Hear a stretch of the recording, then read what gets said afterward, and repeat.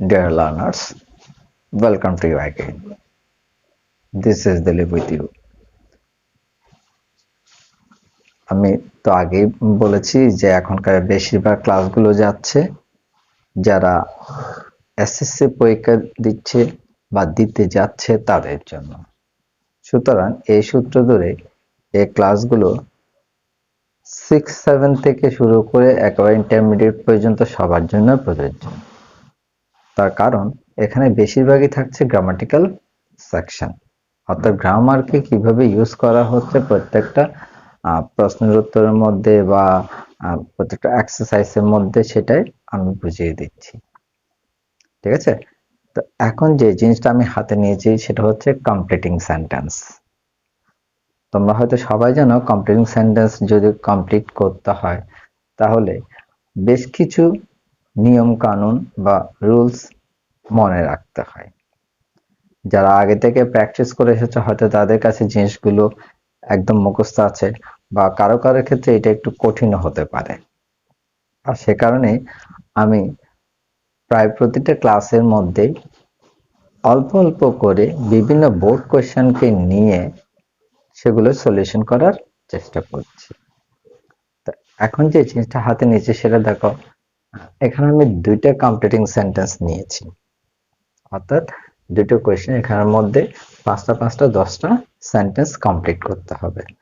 তো সেন্টেন্স গুলো কমপ্লিট করতে হলে সেন্টেন্সের কোন কোন কিওয়ার্ড বা কোন কোন জিনিসের দিকে খেয়াল দিলে তুমি কমপ্লিটিং সেন্টেন্স গুলো করতে পারবে সেগুলো একটু লক্ষ্য করো। যেমন দেখো, ওয়াক ফাস্ট, লেস্ট। তো এখানে যান, লেস্ট একটা কিওয়ার্ড হিসেবে আমরা ধরতে পারি, কারণ লেস্ট যুক্ত সেন্টেন্স কে কিভাবে কমপ্লিট সেন্টেন্স কমপ্লিট করতে হবে সেটা আমাদের জানা উচিত। আমরা জানি কি লেস্ট অর্থ কি, যাতে ভয় যাতে না ঘটে বা পাছে ভয় হয় এই ধরনের। তো লেস্ট যুক্ত সেন্টেন্সটা কি করতে হয়, সাধারণত শুড বা মাইট বসিয়ে কমপ্লিট করতে হয়, কিন্তু এই সেন্টেন্সটা কখনো নেগেটিভ বা নট বসে না। ওকে, এটা কমপ্লিট করতে হলে তার আগে অন্য 4টা সেন্টেন্স তোমাকে পড়তে হবে, কারণ কখনো কখনো দেখা যায় কি যে কোনো একটা বিষয়ের উপর বেস করে এই কমপ্লিটিং সেন্টেন্সটা করতে দেওয়া হয়। ঠিক এখানে দেখো, it is high time we, the man was so weak, a stage in time as he was meritorious. তাহলে দেখা যাচ্ছে কি এটা তেমন কোনো বিষয়ের উপর বেস করে দেয়া নেই, অর্থাৎ 5টা সেন্টেন্স তুমি নিয়ম বসিয়ে ইচ্ছে মতো করতে পারো। তাহলে ওয়ার্ক ফার্স্ট লেস্ট, আমি সূত্রটা আগেই বলেছি, রুলসটা। তাহলে এখানে কি করতে হবে, work first lest, you should miss the class হতে পারে, বা you should miss the bus হতে পারে, বা you should miss the train হতে পারে, যে কোনো কিছু হতে পারে। ঠিক আছে, অর্থাৎ দ্রুত হাঁটো যাতে তুমি ট্রেনটা মিস না করো, বা ক্লাসটা মিস না করো, বা বাসটা মিস না করো। দেখো, it is high time we, তো ইট ইজ হাই টাইম থাকলে কি হয়, সিম্পল একটা রুল, পরে যে সেন্টেন্সটা বসাবে সেটা পাস্ট টেন্সে হবে। তাহলে কি হবে, it is high time we started our journey, দাও উই স্টার্টেড আওয়ার জার্নি। তো এটা দিয়ে কি বোঝায়, ইট ইজ হাই টাইম দিয়ে বোঝায় কি কোন একটা কাজ করার সময় ইতোমধ্যে পার হয়ে গেছে, এখন যদি শুরু না করি তাহলে কাজটা হয়তো শেষ করা সম্ভব হবে না।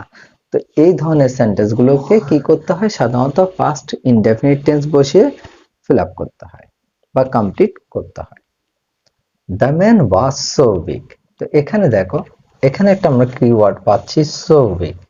এখানে একটা রুল আছে, সাধারণত সো এর পরে যদি অ্যাডজেক্টিভ বা অ্যাডভার্ব থাকে সেটার উপর বেস করে পরবর্তী সেন্টেন্সটা করতে হয়।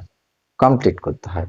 তো এই সেন্টেন্সটা যদি পাস্ট ইনডেফিনিট থাকে ওটাও পাস্ট ইনডেফিনিট হবে, এটা প্রেজেন্ট ইনডেফিনিট থাকলে ওইটাও প্রেজেন্ট ইনডেফিনিট হবে। তাহলে কি করতে হবে? The man was so weak that বসাতে হবে একটা, দ্যাট হি কুড নট কেন হয়েছে?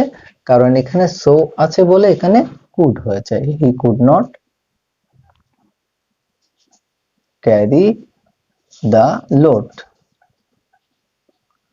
তাহলে লোকটা এত বেশি দুর্বল যে সে ভারটা বহন করতে পারছিল না। সে এত বেশি দুর্বল ছিল যে, লোকটা এত বেশি দুর্বল ছিল যে মানে বোঝাটা সে বহন করতে পারছিল না।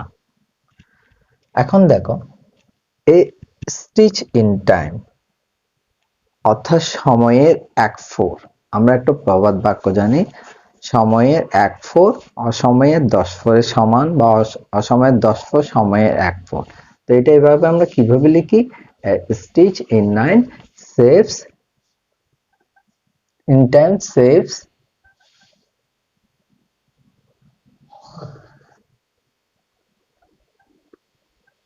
নাইন। ঠিক আছে, আশা করি বুঝতে পারছো ব্যাপারটা। এরপর দেখো, as he was married to জাস, যেহেতু অ্যাজ এখানে একটা কিওয়ার্ড পাচ্ছি। অ্যাজ কিওয়ার্ড থাকলে কি হয়? অ্যাজ দিয়ে সাধারণত কারণ বোঝায়, অ্যাজ, বিকজ, সিন্স এগুলো দিয়ে কারণ বোঝায়। তো এইটা অনুযায়ী তারপরে সেন্টেন্সটা ফলাফল উল্লেখ করতে হয়। তাহলে কি করতে হবে? অ্যাজ হি ওয়াজ মেরিটোরিয়াস, যেহেতু সে মেধাবী ছিল, সে চাকরিটা পেয়েছিল বা সে ভালো রেজাল্ট করেছিল। তাহলে এটা আমরা কি করতে পারি? As he was meritorious he got the job. অথবা কি লিখতে পারো? হি গট এ স্কলারশিপ, এটাও লিখতে পারো। অথবা এটার সাথে মিলিয়ে যে কোনো একটা সেন্টেন্স তুমি লিখতে পারো। তো কমপ্লিট করার সময়টা কি করতে হবে? একটা আন্ডারলাইন করে দিতে হবে।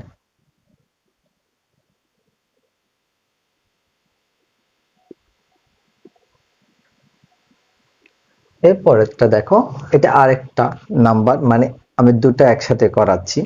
দেয়ার ইজ এ প্রভাব দ্যাট, একটা প্রভাবের কথা এখানে বলা হচ্ছে। অনেক ধরনের প্রভাব আছে। তো আসলে এই কোয়েশ্চেন আনসারের মধ্যে বা এই কমপ্লিটিং সেন্টেন্সের মধ্যে কোন একটা জিনিসের উপর বেস করে দিয়েছে কিনা সেটা আগে তোমাকে পড়ে দেখতে হবে। ডু ইউ নো, তুমি কি জানো? Unless you have a good health. তাহলে দেখো, এখানে একটা হেলথের কথা বলা হয়েছে। You may have a lot of wealth, it is high time. তাহলে দেখা যাচ্ছে কি এটা হেলথ সম্পর্কিত। সুতরাং তুমি এখানে এই সেন্টেন্স গুলো কমপ্লিট করার সময় খেয়াল রাখতে হবে যাতে প্রত্যেকটা লাইন বা প্রত্যেকটা সেন্টেন্স হেলথ সম্পর্কিত হয়ে থাকে। There is a proverb that, তাহলে স্বাস্থ্য সম্পর্কে কোন ধরনের প্রভাব প্রচলিত আছে বা আমরা কি জানি? Simple, health is health is wealth. Okay, এখন দেখো, ডু ইউ নো, তুমি কি জানো? কি জানো? হেলথের সাথে মিল রেখে একটা সেন্টেন্স বলো, এটাকে কমপ্লিট করো। Do you know the rules of health, অর্থাৎ স্বাস্থ্য রক্ষার বা স্বাস্থ্যের নিয়ম বিধিগুলো তুমি জানো কি? নিয়ম কানুনগুলো তুমি জানো কি? এটা কোয়েশ্চেন মার্ক হবে। তো সবসময় চেষ্টা করবে ইজি সেন্টেন্স লেখার জন্য। অত হার্ড ইংলিশ বা স্ট্যান্ডার্ড ইংলিশ লিখতে গিয়ে যদি ভুল হয়ে যায় তাহলে সেটা লেখার কোনো মূল্য নেই। সেজন্য চেষ্টা করবে কি সবসময় ইজি সেন্টেন্স লেখার জন্য। দেখো, unless you have a good health, যদি তোমার সুস্বাস্থ্য না থাকে বা ভালো স্বাস্থ্য না থাকে কি হতে পারে? You will not lead a happy life. অর্থাৎ তুমি একটা সুখী বা সুখকর জীবন পরিচালনা করতে পারবে না, ঠিক আছে? তাহলে you will not lead a happy life. এবার দেখো, you may have a lot of wealth. বলছে কি তোমার অনেক সম্পত্তি থাকতে পারে। এরপরে কি হতে পারে? But may have a lot of health, but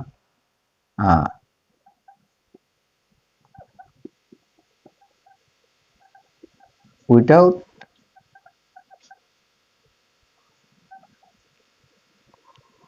without health you cannot B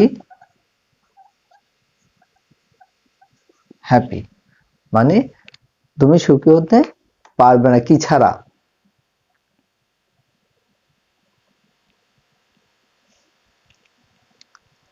অর্থাৎ ভালো কিন্তু সুস্বাস্থ্য ছাড়া তুমি সুখী হতে পারবে না। But without without a good health দিতে পারো, উইদাউট এ গুড হেলথ তো দিতে পারো তুমি। উইদাউট উইদাউট তাহলে কি হচ্ছে? You may have a lot of wealth, তোমার অনেক সম্পত্তি থাকতে পারে, but without a good health you cannot be happy, তুমি সুখী হতে পারবে না। এখন দেখো ইট ইজ হাই টাইম, আবার এই রুলটা এসছে, দেখো ইট ইজ হাই টাইম, এটা হচ্ছে উপযুক্ত সময় কি you took care of your